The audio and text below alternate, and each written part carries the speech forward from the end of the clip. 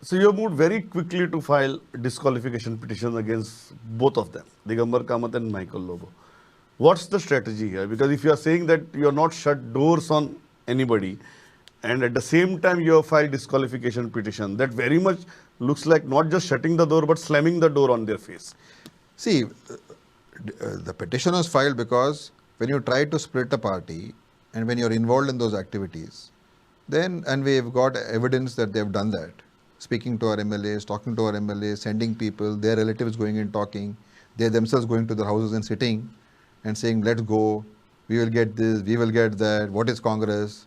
No, all those things have been spoken by. So, if we don't take action, then what is the party all about then? So, it is like, what is disqualification? When you, it's like these actions are like voluntarily giving up your membership. So, we have filed a petition in front of the speaker. Let's see what the speaker does. And then we will see as per law what happens.